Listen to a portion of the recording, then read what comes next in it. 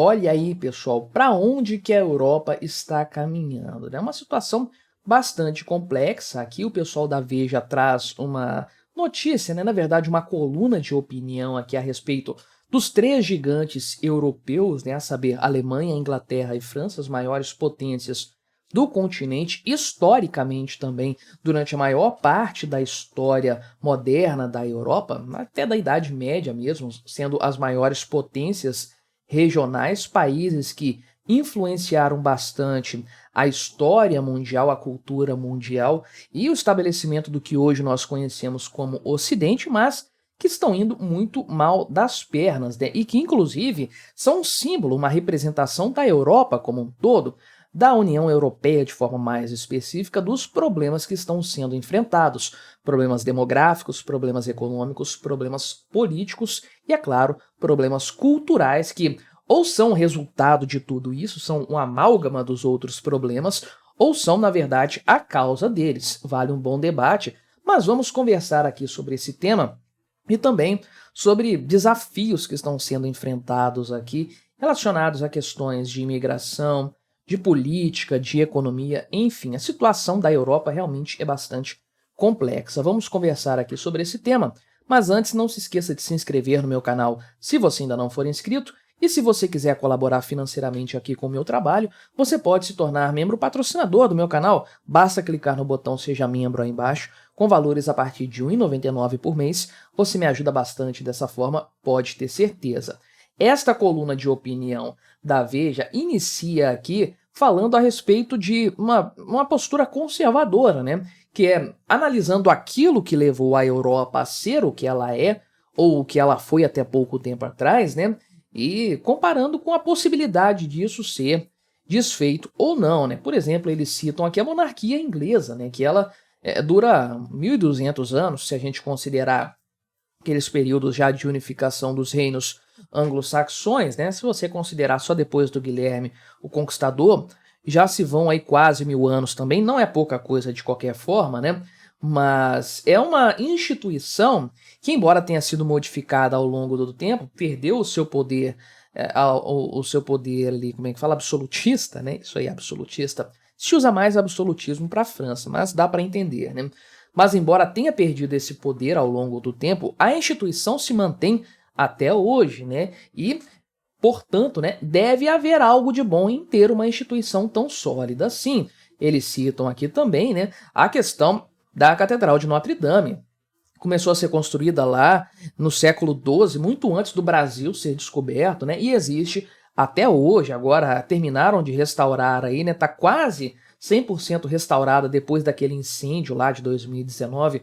Graças a Deus, resistiu às ideias de modernizar a catedral, aproveitar a oportunidade, né, para destruir arquitetonicamente ela, já que o fogo não destruiu, vamos destruir a cara da catedral, a beleza dela, né? Então, é interessante aqui, né, citar esses pontos, o que levou a Europa a ser o que ela é hoje. Isso nos ajuda a analisar os problemas atuais da Europa com este olhar aí, né? O que é preciso fazer, o que foi deixado para trás e que agora cobra o seu preço dos europeus. Eu sempre falo desses temas aqui no canal, né? Inclusive tem esse vídeo aqui de 2 meses atrás, né, falando sobre o colapso tanto da economia quanto da demografia e da cultura da Europa, lançando um desafio, né? Será que isso tem como ser resolvido? Você pode procurar depois e assistir aqui para até dar uma moral. Ah, não curti isso aqui não. Para dar uma moral no meu canal aqui, inclusive, né?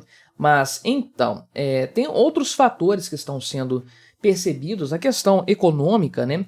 A produção industrial caiu em julho, né? Na comparação anual, caiu 2,2%, então não é um resultado absolutamente nada positivo, e você ainda segue com o problema da imigração, que é um grande divisor de águas hoje de opiniões na Europa, né? Nada polariza mais a opinião pública do europeu do que a questão da imigração realmente, e tem sido o diferencial para muitas eleições locais, já para o Parlamento Europeu, e sem dúvida vai ser um diferencial para eleições majoritárias nos próximos anos nos países ali, principalmente da Europa Central, que são aqueles que mais sofrem com esse sistema aí falido, vamos colocar assim, de imigração, né, de portas abertas ali sem qualquer tipo de critério. Isso continua seguindo. Aqui nós temos a imagem, né, uma notícia de que 200 pessoas tentam saltar uma vedação aqui na fronteira de Ceuta, né, que é uma cidade autônoma que está vinculada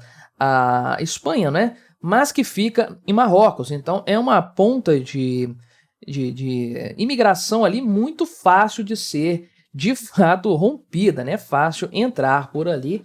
E você tem o Estreito de Gibraltar, que é um pedaço de água de uns 30 quilômetros apenas, separando a África da Europa, né? Um prato cheio para quem tenta arriscar a vida. E não parecem ser mulheres com crianças aqui atravessando essa cerca, né? Parece ser aquele típico imigrante problema que nós temos visto se proliferar na Europa nos últimos tempos, né? Em resposta a esse tipo de questão, nós temos visto o fortalecimento de partidos de direita na Europa, né? Mesmo que eles tenham algumas ideias estranhas, né? É o caso do partido da Marine Le Pen na França, que nem é tão direita assim no fim das contas, mas tem essa retórica anti-imigração. A alternativa para a Alemanha aqui, o AfD, por exemplo, tem também aí, né, acusado de fascismo e tudo mais, mas tem um claro discurso anti-imigratório, e eles já levaram o parlamento de 2 estados alemães, estados pequenos, ok? Mas as pesquisas indicam que agora em Brandemburgo, que também é no leste da Alemanha, tal qual os outros, né? Os outros estados que votaram, que provavelmente é a região da Alemanha que mais sofre com isso, né? Com a imigração que vem principalmente do leste europeu, né?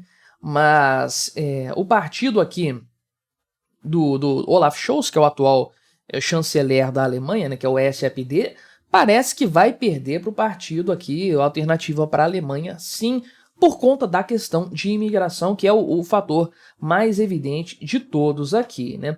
Então, o cara aqui, inclusive, né, a líder do partido, aliás, né, Alice Weidel, a líder do Alternativa para a Alemanha, falou que vai expulsar aqui os imigrantes que cometerem crimes por ali, né? Aliás, a forma como o governo lida com isso aí é simplesmente patética, né? Os governos, de forma geral, eles não sabem como lidar com isso porque tem a questão ideológica, né?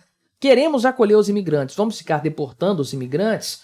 Pô, mas estão cometendo crimes gravíssimos que violam completamente qualquer senso de civilidade, de moralidade. Não vai ser feito isso aí, né? Qual é o problema em agir da forma correta nesse sentido? Então, finalmente aqui, né, o governo alemão conseguiu deportar para o Afeganistão 28 criminosos contumazes, né, que cometeram crimes absurdos aqui. Né, não vou nem citar qual é o crime aqui para não comprometer o meu vídeo, né?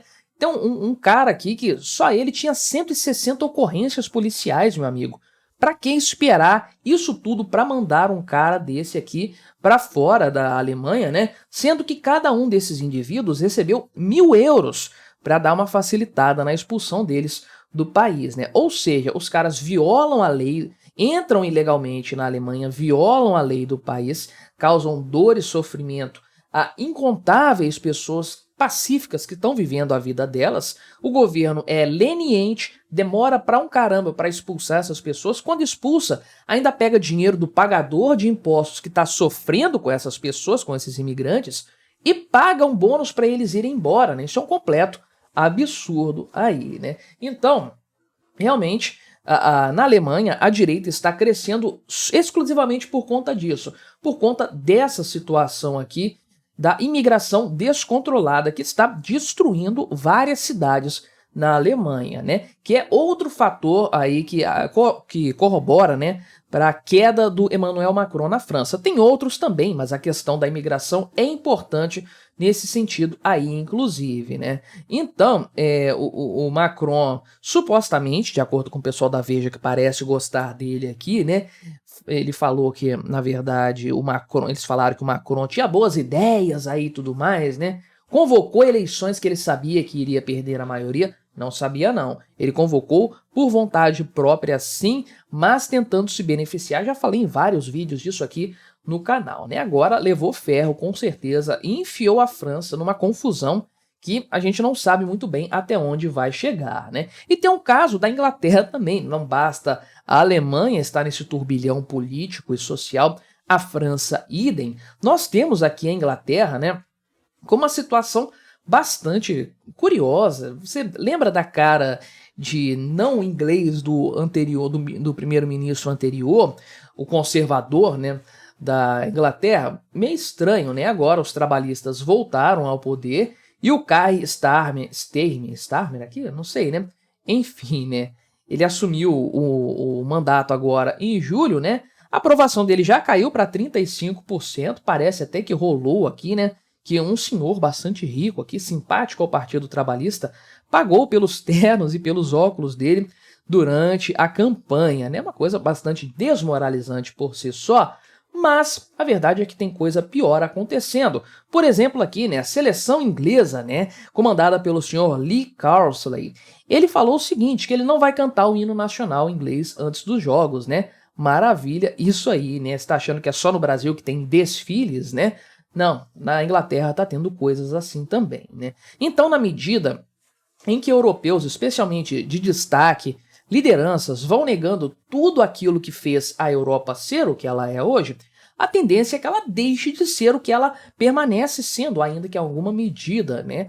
O esfacelamento da Europa como nós a conhecemos. O preço que isso vai cobrar do mundo, nós não sabemos, né? Hoje não dá para ter certeza da relevância econômica da Europa para o mundo, da relevância aí, em outros aspectos que não o cultural, né? Mas a cultura é importante ainda assim, ela é um pilar, ela é um marco da cultura ocidental. Como um todo, a Europa ainda vale muito, pelo menos como isso, mas no aspecto econômico também tem a sua relevância, sem dúvidas.